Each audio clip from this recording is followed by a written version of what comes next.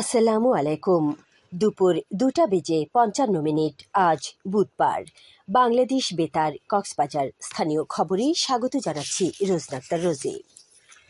অন্তর্বর্তী সরকারের প্রধান উপদেষ্টা ডক্টর মোহাম্মদ ইউনূস আজ সন্ধে 7:30 জাতির উদ্দেশ্যে ভাষণ দেবেন। বাংলাদেশ বেতার ভাষণটি সরাসরি সম্প্রচার করবে। বাংলাদেশ বেতার কক্সবাজার থেকে তা রিলে করে শোনানো হবে।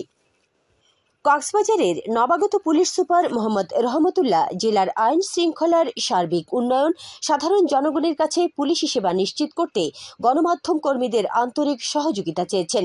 তিনি বলেন, পুলিশের কোনো সদস্য সর্বস্তরের সেবা গ্রহীতাকে সেবা দিতে হয়রানি করলে তার বিরুদ্ধে কঠোর ব্যবস্থা নেওয়া হবে।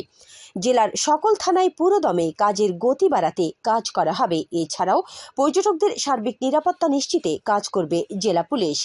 আজ পুলিশ সুপার কার্যালয়ের সম্মেলন কক্ষে জেলায় কর্মরত বিভিন্ন গণমাধ্যমের সাংবাদিকদের সঙ্গে মতবিনিময়কালে তিনি কথা বলেন। এ সময় প্রেস ক্লাব সভাপতি মাহবুবুর রহমান, সাধারণ সম্পাদক মমতাজউদ্দিন বাহারি সহ সাংবাদিক নেতৃবৃন্দ বক্তব্য রাখেন।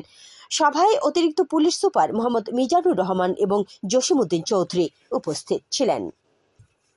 উখিয়ার সদর দারোগা বাজারে সুপেয় পানি ও স্বাস্থ্যসম্মত পয় নিষ্কাশন নিশ্চিত করতে কাজ শুরু করেছে উপজেলা প্রশাসন।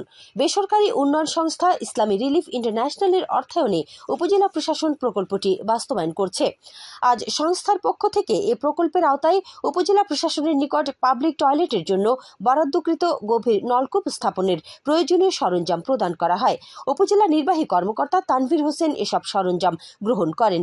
এ সময় ইসলামী রিলিফ ইন্টারন্যাশনালের কর্মকর্তা ও উপজেলা ইমাম সমিতির সাধারণ সম্পাদক সহ সংশ্লিষ্টরা উপস্থিত ছিলেন। টেকনাফ সীমান্তে বিজিবি পরিচালিত দুটি পৃথক অভিযানে 2,10,000 পিস ইয়াবা ট্যাবলেট জব্দ করা হয়েছে। টেকনাফ ব্যাটালিয়ন 2 বিজিবি অধিনায়ক লেফটেন্যান্ট কর্নেল মোহাম্মদ মহিউদ্দিন আহমেদ এ তথ্য নিশ্চিত করে জানান, আজ সকালে বিজিবির নীলা বিওপির দায়িত্বপূর্ণ ফুলের ডেল এলাকা দিয়ে মাদকের একটি চালান মায়ানমার হতে বাংলাদেশে আসতে পারে বলে গোপন তথ্যের ভিত্তিতে এই অভিযান চালায় বিজিবির উপস্থিতি টের পেয়ে দুজন ব্যক্তি তাদের সাথে থাকা দুটি প্লাস্টিকের ব্যাগ ফেলে পালিয়ে যায়। পরবর্তীতে টহল দল তল্লাশি চালিয়ে ব্যাগের ভেতর থেকে 1,60,000 পিস ইয়াবা ট্যাবলেট উদ্ধার করে। অপরদিকে গতকাল রাতে টেকনাফ কক্সবাজার মহাসড়কের ঈদগাঁও নামক স্থানে একটি অস্থায়ী চেকপোস্ট বসিয়ে সন্দেহভাজন একটি অটোরিকশায় তল্লাশি চালিয়ে একটি প্লাস্টিকের ব্যাগের ভেতর থেকে 50,000 পিস ইয়াবা ট্যাবলেট উদ্ধার করে বিজিবি। এ বিষয়ে আইনগত ব্যবস্থা প্রক্রিয়াধীন বলে জানান বিজিবির কর্মকর্তা। আবহাওয়া। আজ দুপুর 12টা হতে আগামীকাল দুপুর 12টা পর্যন্ত কক্সবাজার ও পার্শ্ববর্তী এলাকাসমূহের জন্য আবহাওয়ার পূর্বাভাসে বলা হয়েছে, আকাশ অস্থায়ীভাবে আংশিক মেঘলা সহ মেঘাচ্ছন্ন থাকতে পারে। সেই সাথে অধিকাংশ জায়গায় অস্থায়ীভাবে দমকা অথবা ঝোড়ো হাওয়া সহ বৃষ্টি অথবা বজ্রসহ বৃষ্টি হতে পারে। বাতাস দক্ষিণ দক্ষিণ পশ্চিম দিক হতে ঘন্টায় 8 থেকে 16 কিলোমিটার বেগে প্রবাহিত হতে পারে।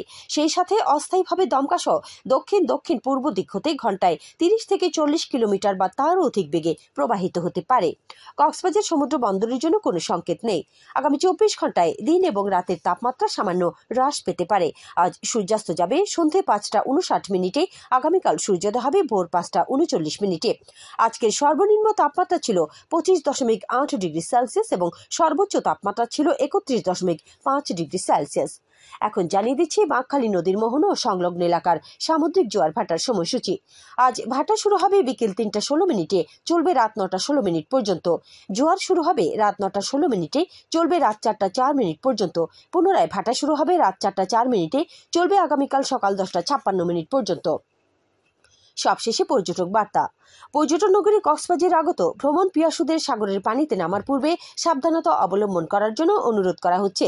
যারা সাঁতারে দক্ষ নন তাদের পানিতে বেশি দূর যাওয়া উচিত নয়। ভাটার সময় স্রোতে সাগরমুখী টান প্রবল হওয়ায় সাগরের গভীরে ভেসে যাওয়া এমনকি প্রাণহানির আশঙ্কা থাকে। সেই সাথে পর্যটকদের স্বাস্থ্যবিধি মেনে চলার পরামর্শ দেওয়া হচ্ছে। খবর শেষ হলো। আমাদের পরবর্তী খবর প্রচারিত হবে আগামীকাল সকাল 9:25।